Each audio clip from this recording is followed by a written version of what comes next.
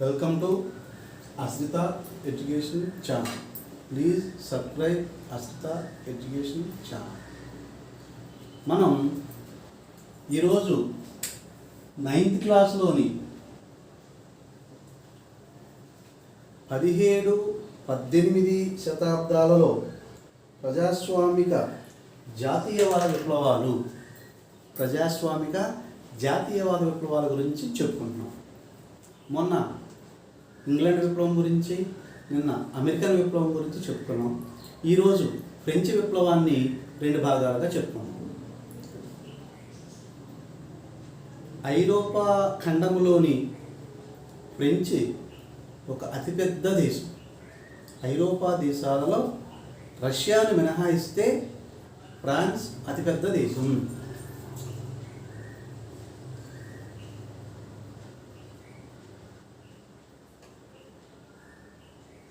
French విప్లవం. ఈ France దేశాన్ని బోర్బన్ వంశస్థులు పరిపాలించేవారు. ఫ్రాన్స్ చక్రవర్తిని లూయిలు అంటారు. 14వ లూయి అత్యంత శక్తివంతుడు, అత్యంత రాజనీతిజ్ఞుడు. కాబట్టి ఆయన ఐ ఆమ్ ద స్టేట్ అన్నాడు. 14వ లూయి ఏమన్నాడంటే ఐ ఆమ్ ద స్టేట్, నేనే రాజ్యము అన్నాడు. నా మాటే శాసనం. రాజ్యమే నేను ఏది చెప్తే అదే శాసనం అన్నాడు 14వ లూయి. అతడు శాసనసభని ఒకసారి కూడా సమావేశపరచలేదు. ఫ్రెంచ్లో అంటే ఫ్రాన్స్లో పార్లమెంటుని ఎస్టేట్లు అనేవాడు. అక్కడ 3 ఎస్టేట్లు ఉన్నాయి. ఈ 3 ఎస్టేట్ల గురించి, తదితరాల గురించి మనం ఈరోజు చెప్పుకుందాం. ఫ్రెంచ్ విప్లవం ఎలా ప్రారంభమైంది ఏంటనేది చెప్పుకుందాం. మన పాఠానికి వచ్చేటప్పటికి 1774లో 16వ లూయి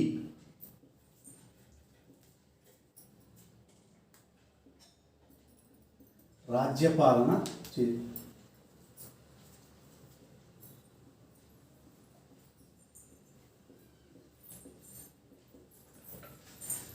1774లో 16వ లూయి రాజ్యపాలన ప్రారంభించాడు.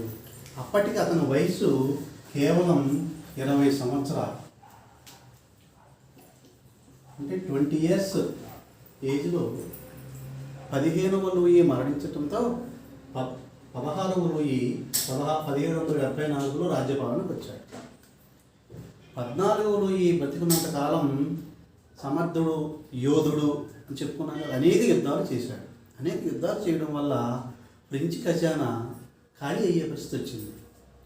తను మరణించే సమయంలో తన మనవడైనటువంటి 15వ లూయిని పిలిచి యుద్ధాలు చేయవద్దని, యుద్ధాల వల్ల వినాశనమే తప్ప లాభం లేదని, ప్రజల్ని జాగ్రత్తగా పరిపాలించమని చెప్పి కన్నుమూశాడు.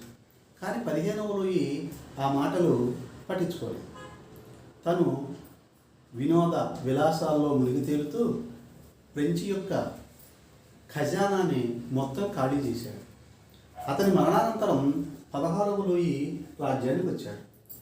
ఇతడు 20 సంవత్సరాల యువకుడు, మృదు స్వభావి, మంచివాడు, కానీ అంత సమర్థుడు కాదు. ఫ్రెంచ్ ఖజానా ఖాళీ అయింది. రాజ్య పరిపాలన భారమైంది. ఏం చేయాలి అనే ఆలోచన ప్రారంభించి ఇప్పుడు ఫ్రాన్స్ రాజధాని ప్యారిస్, కానీ అప్పుడు ఫ్రాన్స్ రాజధాని వెర్సైల్స్ నగరం. రాజులు పరిపాలించే వెర్సైల్స్ నగరంలో అద్దాల రాజభవనం, వెర్సైల్స్ రాజభవనం ఉండేది. ఆ వెర్సైల్స్ రాజభవనం ఖర్చు కూడా విపరీతంగా ఉండేది. రాజ్య పరిపాలన ఎలా గాడిలో పెట్టాలనే ఉద్దేశంతో అనేక మంది మంత్రులను సంప్రదించి ప్రజాదరణ చూడనున్నటువంటి నెక్కర్ అనే మంత్రిని ప్రధానమంత్రిగా నియమించాడు. నెక్కర్ అనేక సంస్కరణలు చేపట్టి అప్పులు తగ్గిస్తూ రాజ్యభారాన్ని సులువుతరం చేసుకుంటూ వచ్చాడు. అయితే 16వ లూయి భార్య ఆస్ట్రియా రాకుమారి మేరీ ఆంటువానెత్.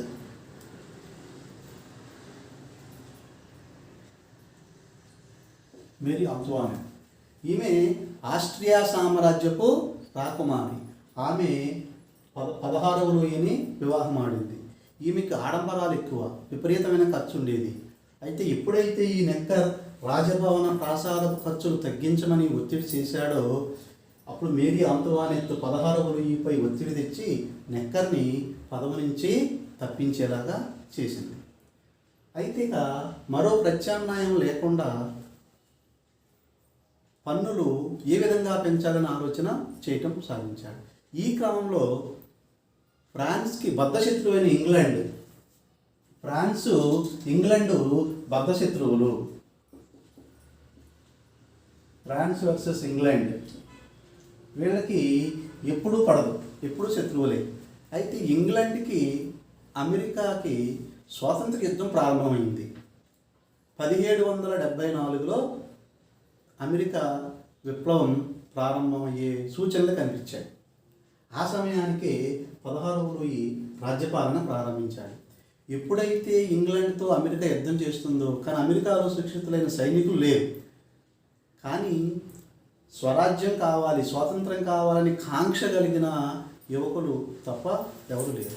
అప్పుడు ఫ్రెంచ్ నుంచి లఫాయత్ అని ఒక సేనాని నాయకత్వంలో సైనికుల్ని అమెరికాకి పంపించడం జరిగింది. ఈ యుద్ధంలో ఇంగ్లాండ్కి వ్యతిరేకంగా వీళ్ళు అమెరికాకి సహాయం చేసి అమెరికా యొక్క స్వాతంత్ర్య సాధనలో ఫ్రెంచ్ తన వంతు సహాయాన్ని చేసింది. ఇది మంచి పనే కానీ ఈ భారంతో ఫ్రాన్స్ యొక్క అప్పులు మరింత పెరిగాయి. దీంతో ప్రజలపై పన్నులు పెంచాల్సిన భారం తప్పనిసరి అయింది. అప్పట్లో ఫ్రెంచ్ పార్లమెంటు 3 ఎస్టేట్లుగా ఉండేది. అవి మొదటి ఎస్టేట్,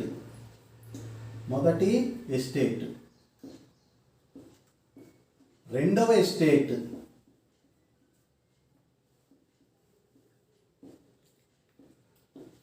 మూడవ ఎస్టేట్,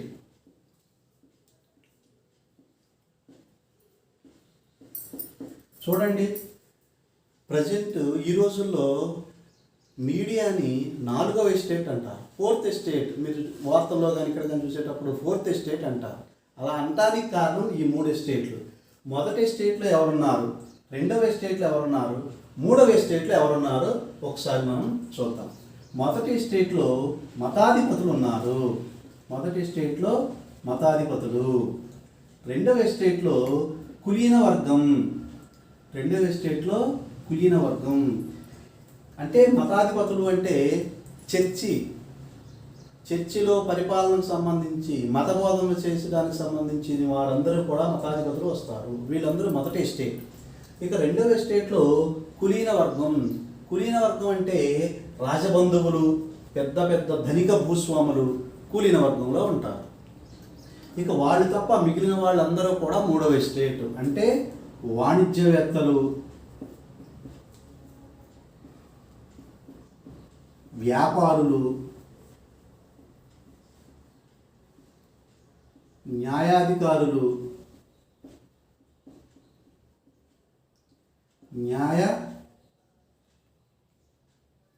న్యాయవాదులు,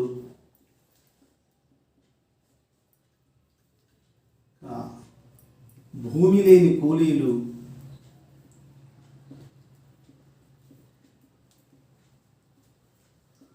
సేవకులు, రైతులు, వీళ్ళందరూ కూడా మూడవ ఎస్టేట్కి సంబంధించిన వారు.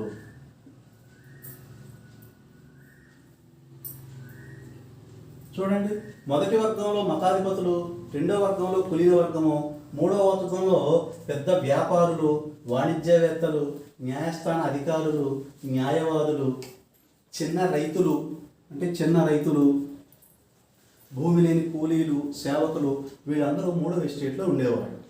అయితే మొదటి ఎస్టేట్లో 300 మంది సభ్యులు ఉంటారు, రెండవ ఎస్టేట్లో 300 మంది సభ్యులు ఉంటారు, ఈ మూడవ ఎస్టేట్లో 600 మంది సభ్యులు ఉంటారు. ఈ మూడవ ఎస్టేట్లో మొత్తం 600 మంది సభ్యులు ఉంటారు. ఎంతమంది సభ్యులున్నా ఈ ఎస్టేట్ మొత్తం కలిపి వేసే ఓటు ఒకటి, రెండవ ఎస్టేట్ మొత్తం కలిసి వేసే ఓటు ఒకటి, మూడవ ఎస్టేట్ ఎంతమంది సభ్యులున్నా వేసే ఓటు మొత్తం ఒకటి. అంటే ఓటింగ్ జరిగేటప్పుడు కేవలం 3 ఓట్లే వస్తాయి. 3 ఓట్లలో 2 ఓట్లు ఎటు పడితే అప్పుడు తీర్మానం ఆటోమేటిక్గా ఎక్కువ ఓట్లు పడితే తీర్మానం గెలుస్తుంది కదా, తీర్మానం గెలిచినట్లు అవుతుంది. ఇది ఫ్రెంచి పార్లమెంటు ఎస్టేట్ యొక్క విధి విధానాలు. అయితే ఈ పార్లమెంటు సమావేశపరచడం కోసం 1614లో ఫ్రెంచ్ పార్లమెంటు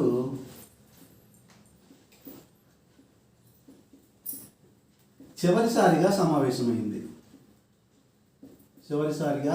సమావేశమైంది. చూసారా మరి 175 సంవత్సరాల తర్వాత మళ్ళీ 1789లో 16వ లూయి పార్లమెంటుని సమావేశపరిచారు.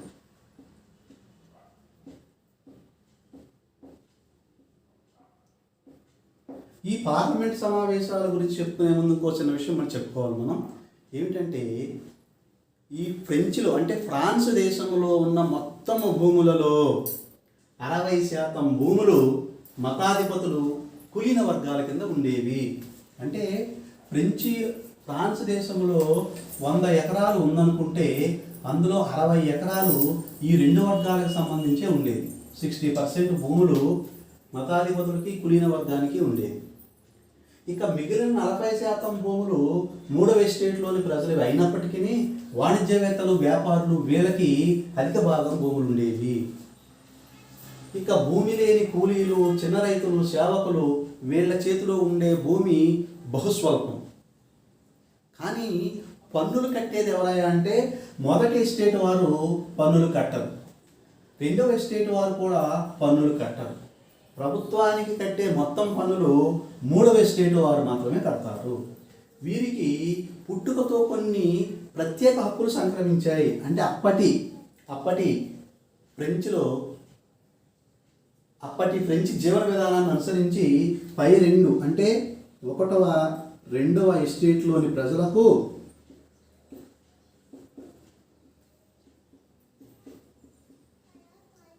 కొన్ని ప్రత్యేక హక్కులు ఉండేవి.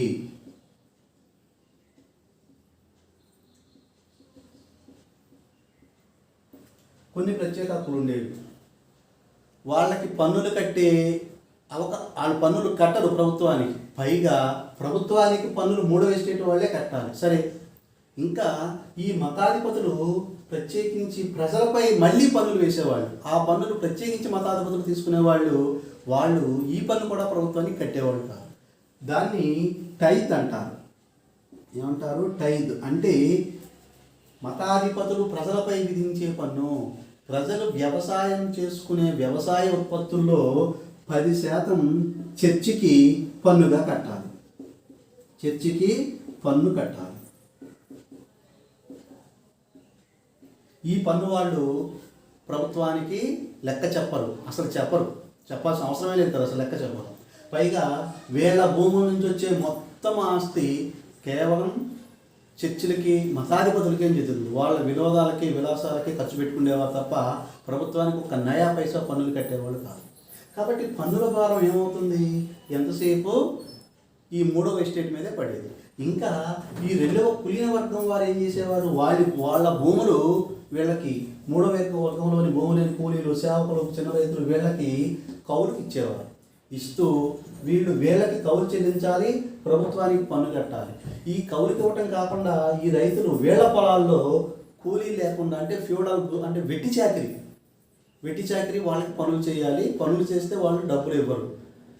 అంటే ఒక రకంగా ఒక ఆయన చెప్తాడు ఫ్రెంచ్ విప్లవం గురించి వర్ణించేటప్పుడు, ఫ్రాన్స్ దేశంలో విప్లవం జరిగే నాటికి పరిస్థితి విపరీతమైన ఆహారపు కొరత ఏర్పడింది. రొట్టెల యొక్క ధరలు విపరీతంగా పెరిగిపోయాయి. అసలు ఫ్రెంచ్ విప్లవం ఒక పద్ధతి ప్రకారంగా జరిగిన విప్లవం కాదు. ఆహారపు కొరత, రొట్టె అంటే మనం భోజనం అంటాం కదా, మన ఎందుకంటే ఇక్కడ అన్నం గోధుమ కాబట్టి వాళ్ళకి గోధుమలు ఎక్కువ పడతాయి కాబట్టి వాళ్ళు ఆ రొట్టెనే వాళ్ళు ఆహారంగా స్వీకరిస్తారు. రొట్టెల ధరలు విపరీతంగా పెరగడంతో ఈ రైతులు తిరుగుబాటు చేయడంతో ఈ విప్లవం ప్రారంభమైంది.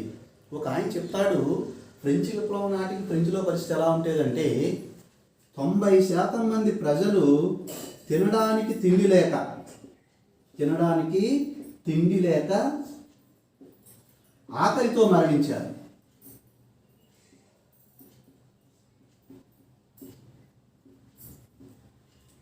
10% మంది తిన్నది అరగక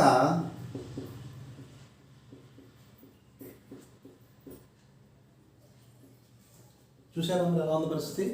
90% మంది ప్రజలు తినడానికి తిండి లేక ఆకలితో మరణిస్తే 10% మంది ప్రజలు వాళ్ళంటే అధికమైనది తిని, అంటే అవసరానికి మించి వాళ్ళ దగ్గర సంపద పెరిగిపోయింది, దానివల్ల వాళ్ళు మరణించారు.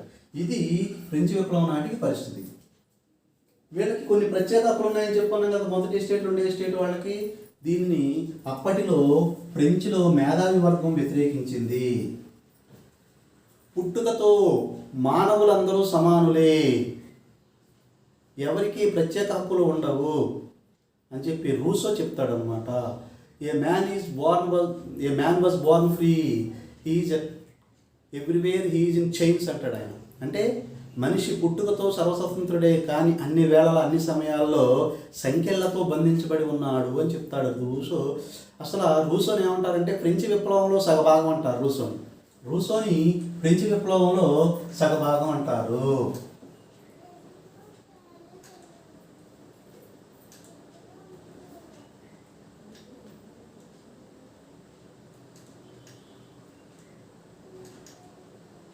సగభాగం అంటారు. ఈయన రచించిన గ్రంథం పేరు సోషల్ కాంట్రాక్ట్.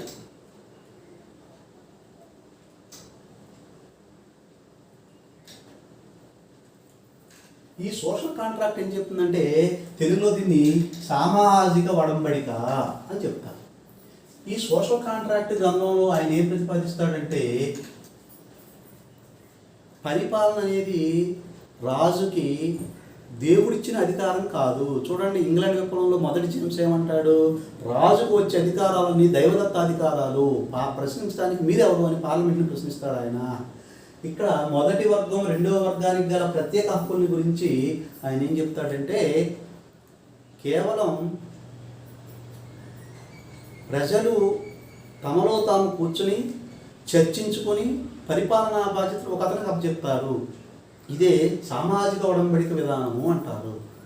ఇక జాన్ లాక్ అనే ఆయన ఏం చెప్పాడంటే స్వేచ్ఛ స్వాతంత్ర్యాలు అందరికీ చెందినవి, అది కేవలం ఉన్నత వర్గాలవి కాదు అని చెప్పి రాచరికపు యొక్క దైవదత్తాధికార సిద్ధాంతాన్ని ఖండించడానికి తన రచనల్లో ప్రయత్నం చేశాడు.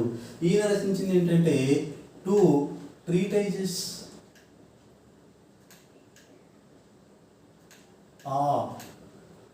Civil government.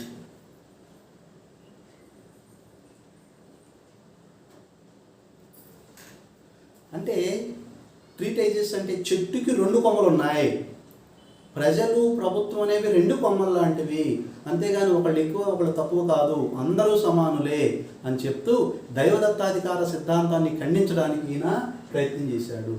ఇక మాంటెస్క్యూ అనే ఆయన ఉన్నాడు. ఈయన సిద్ధాంతం ఈయన రచన సోషల్ కాంట్రాక్ట్, ఈయన 2 treatises ఆఫ్ గవర్నమెంట్. మాంటెస్క్యూ అని ఆయన ఏం చేశాడంటే అధికార పృథక్కరణ సిద్ధాంతాన్ని ప్రతిపాదించాడు. అంటే సెపరేషన్ ఆఫ్ పవర్స్, అధికారాలన్నీ ఒక వ్యక్తి దగ్గర ఉండకూడదు. అప్పుడు ఏమన్నా, ఇప్పుడు 14లో ఏమన్నాడు, ఐ ఆమ్ ద స్టేట్ అన్నాడు, నేను చెప్పింది శాసనం అన్నాడు. అంటే ఏంటి, న్యాయాధికారి అతడే, పరిపాలించే అధికారం అతనే, చట్టాలు చేసే అధికారం అతనే, అన్ని అధికారాలు ఒక వ్యక్తి చేతిలో ఉన్నాయి, అదే రాచరికం.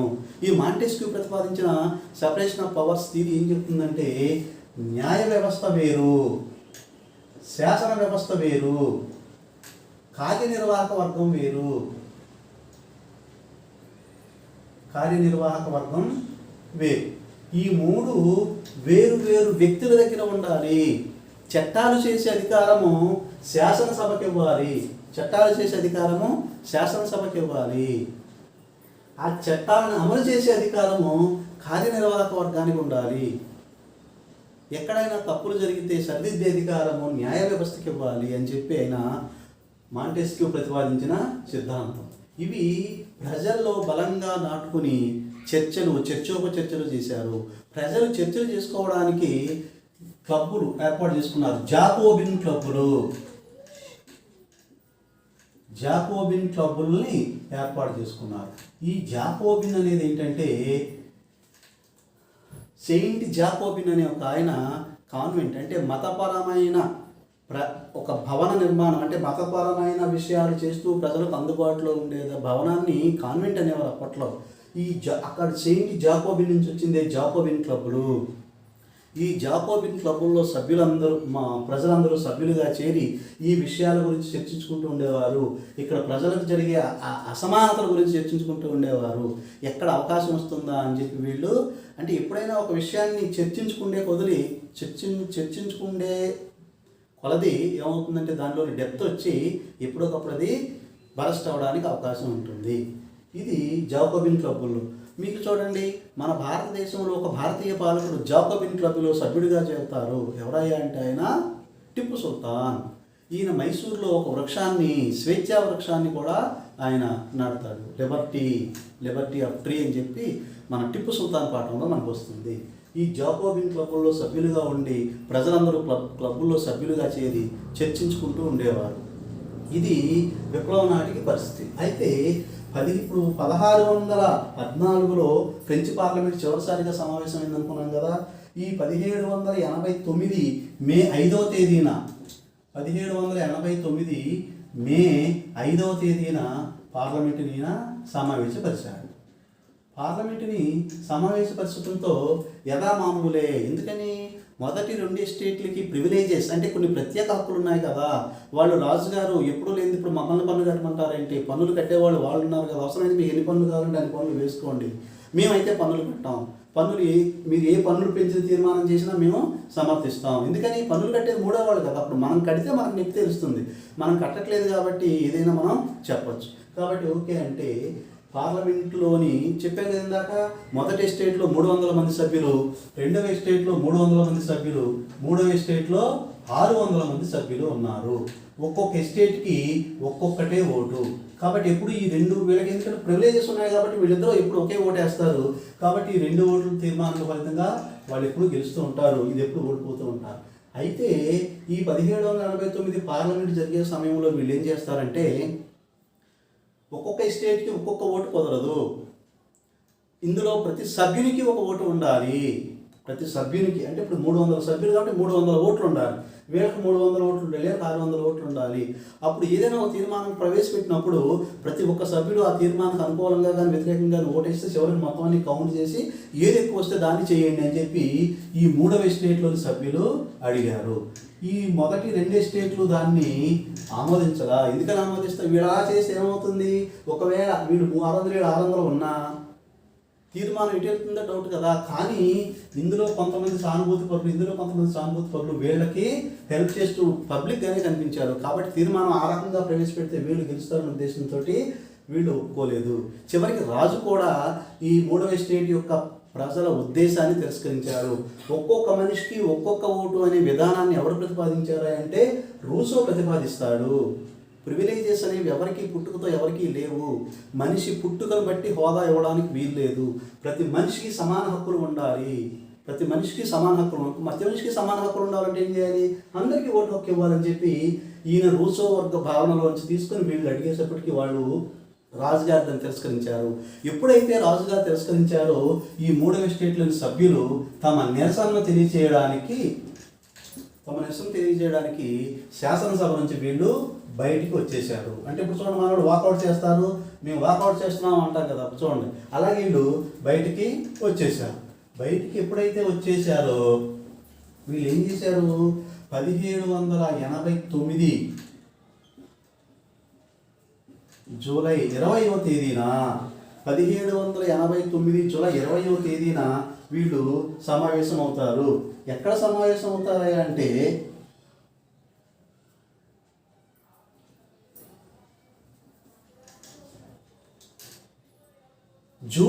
సారీ 1789 జూన్ 20వ తేదీన వీళ్ళు సమావేశం అవుతారు. ఎక్కడ? ఆ శాసనసభ పరిసరాలు ప్యారిస్ నగరంలో ఉన్నటువంటి ఒక టెన్నిస్ కోర్టులో సమావేశం అవుతారు.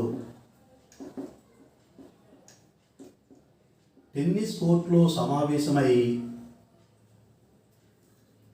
మన దేశానికి ఒక రాజ్యాంగాన్ని, అప్పటివరకు రాజ్యాంగం ఉందా? లేదు. రాజుగారు ఏది చెప్తే అదే రాజ్యాంగం. మన దేశానికి ఒక రాజ్యాంగాన్ని రచించే వరకు మనం ఒక జట్టుగా ఉందాం, అప్పటి వరకు విడిపోము అని చెప్పి వాళ్ళు ఒక శపథం చేస్తారు. దీన్నే టెన్నిస్ కోర్టు శపథం అంటారు. టెన్నిస్ కోర్టు శపథం అంటారు. వీళ్ళు ఈ సభ్యులు, 3వ ఎస్టేట్ సభ్యులు తమను తాము జాతీయ శాసనసభగా ప్రకటించుకుంటారు. మిగిలిన 2 ఏళ్లతో సంబంధం లేదు, మేమే జాతీయ శాసనసభ అని తమకు తాము శాసనసభగా ప్రకటించుకొని టెన్నిస్ కోర్టు శపథం చేసి దేశానికి, ఫ్రెంచ్ దేశానికి ఒక రాజ్యాంగాన్ని రూపొందించే పనిలో వీళ్ళు నిమగ్నమై ఉంటారు. ఇది 1792 నాటి పరిస్థితి. నిమగ్నమై ఉంటే ఆ సమయానికి 91 నిమగ్నమై ఉంటారు.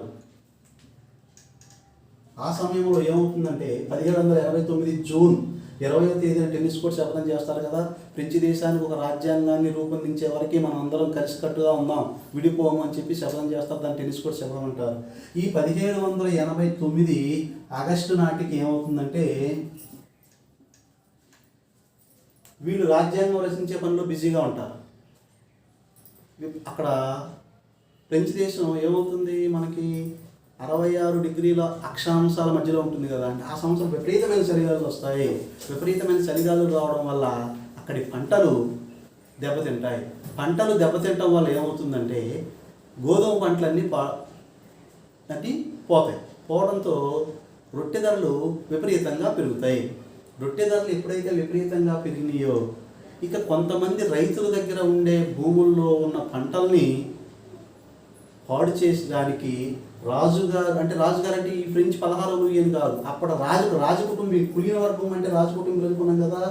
ఈ రాజు కుటుంబాలలో ఉండే పెద్దలు, మత గురువులు వీళ్ళు కిరాయి మనుషులను పెట్టి ఈ రైతుల పొలాల్లో పంటని నాశనం చేస్తారు అని చెప్పి ఒక రూమర్ వచ్చింది. ఎప్పుడైతే రూమర్ వచ్చిందో ఈ రైతులు, కూలీలు వీళ్ళందరికీ కోపం తారాస్థాయికి చేరి ఈ ప్రభువుల ఇళ్లలో పడి దాన్ని మానర్ అంటారు. మానర్ అంటే కులీన వర్గ ప్రభువులు నివసించే వాళ్ళు ఉండే భూములు, ఆ భూముల్లో ఉండే వాళ్ళ ఇళ్ళు, ఈ ప్రాంతాలన్నింటినీ మానర్ అంటారు. మానర్. అలాగే చాటు అంటారు. చాటు అంటే వీళ్ళు కులీన వర్గ ప్రభువుల యొక్క ఇళ్ళు కట్టుకునే రాజప్రసాదము లేదా కోట లాంటి ప్రాంతం.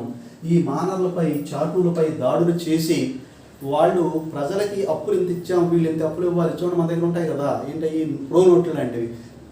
ఈ ప్రో నోట్లన్నీ తీసుకుని చించేసి వాళ్ళ యొక్క ధాన్యాగారాల్లో ఉండే గోధుమల్ని, అంటే గొడౌన్స్లో ఉండే గోధుమల ఆహార పదార్థాలని కొల్లగొట్టి ప్రజలందరూ పనిచేసుకుంటుంటే దేశం అల్లకల్లోలంగా ఉంటే ఈ పరిస్థితిని గుర్తించి 16వ లూయి 3వ ఎస్టేట్ని జాతీయ శాసనసభగా గుర్తిస్తాడు.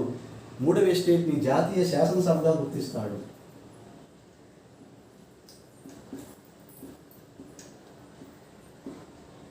పరిస్థితిని చల్లబరచాలనే ఉద్దేశంతో జాతీయ శాసనసభగా గుర్తిస్తారు. ఎప్పుడైతే గుర్తించారో ఇక ఈ జాతీయ శాసనసభ ఏం చెప్తుంది, రాజ్యాంగాన్ని రూపొందించి ఈ రాజ్యాంగం ప్రకారంగా పరిపాలన సాగాలనే ఉద్దేశంతో ఒక రాజ్యాంగాన్ని రూపొందిస్తుంది. ఈ రాజ్యాంగం 1791లో శాసనసభలో పెడుతుంది, రాజుగారికి సమర్పిస్తుంది. రాజుగారికి సమర్పించి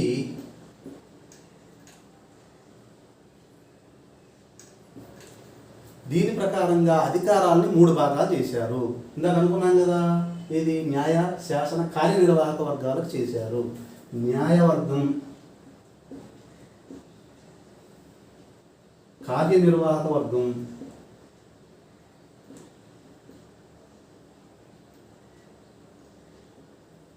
శాసనసభ. మరి వీళ్ళు ఎవరు ఎన్నుకోవాలి? ఈ రాజ్యాంగం ప్రకారంగా ఫ్రెంచ్ దేశంలో 25 సంవత్సరాలు నిండినటువంటి పురుషులు అంటే మళ్ళీ పురుషులందరికీ ఓట్లు ఇవ్వలా.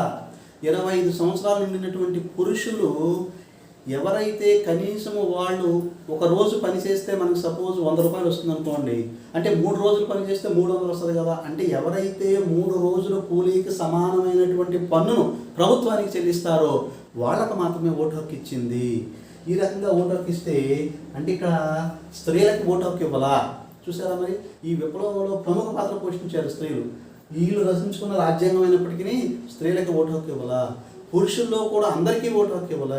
ఎవరైతే బాగా పన్ను కడతారో ప్రభుత్వానికి, కనీసం 3 రోజుల పని దినానికి సమానమైన పన్నును చెల్లిస్తారో వాళ్ళకి మాత్రమే పన్ను ఇచ్చారు. వీళ్ళు ఓటర్లుగా ఉంటారు.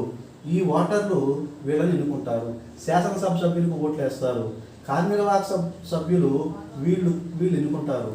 చివరికి న్యాయమూర్తులకు కూడా వీళ్ళు ఓట్లేసి, చూసారా చరిత్రలో మొదటిసారిగా న్యాయమూర్తుల్ని ఓట్లేసి గెలిపించే పద్ధతిని వీళ్ళు ఇక్కడ ప్రవేశపెట్టారు. అయితే రాజుగారిని నియంత్రించే అధికారము శాసనసభకి ఉంది. రాజుగారికి నియంత్రించే అధికారము శాసనసభకు ఉంది. ఈ కార్యనిర్వాహక వర్గానికి శాసనసభ తీర్మానాలకి వీటో చేసే అధికారాన్ని రాజుకి ఇచ్చారు. కేవలం రాజుగారు శాసనసభ రూపొందించిన చట్టాన్ని వీటో చేసే అధికారం ఇచ్చారు. అంతకుమించి ఇంకేం లేదు. రాజుగారు నియంత్రించే అధికారం శాసనసభకు వచ్చింది. ఇది ఈ రాజ్యాంగం ద్వారా వచ్చింది.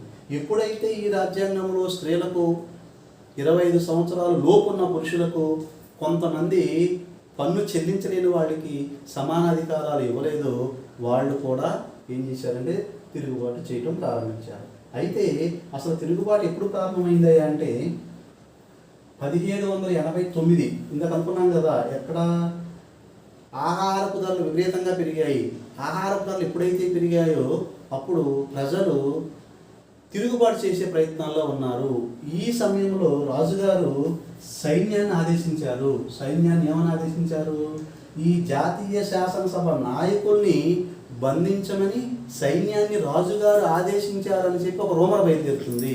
ఎప్పుడైతే ఆ సైన్యాన్ని ఆదేశించారనే రూమర్ బయలుదేరిందో ఈ ప్రజలు కోపోద్రిక్తులయ్యి 1789 జూలై 14న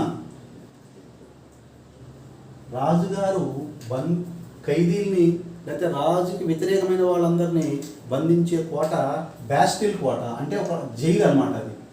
ఈ బ్యాస్టిల్ అనేది ఫ్రెంచ్ సామ్రాజ్య రాజులకు దప్పానికి చిహ్నంగా ఉండేది. ఈ బ్యాస్టిల్ కోటని ప్రజలు 1789 జూలై 14న ఎప్పుడైతే గోడను బదులు కొట్టారో దాంతో ఫ్రెంచ్ విప్లవం ప్రారంభమవుతుంది. ఈ రోజుతో ఈ పార్ట్లో ఇంతవరకు చెప్పి రేపటి నుంచి నెక్స్ట్ పార్ట్లో రాజ్యాంగం, మళ్ళీ రెండోసారి రాజ్యాంగం రాస్తారు. తర్వాత రాజుగారిని ఉరితీయటం, ఇక ఇత్యాది విషయాలు మరియు బేతావాహ పాలన, ఇవన్నీ కూడా రేపటి పాఠంలో చెప్పుకుందాం. Please subscribe Asita education channel.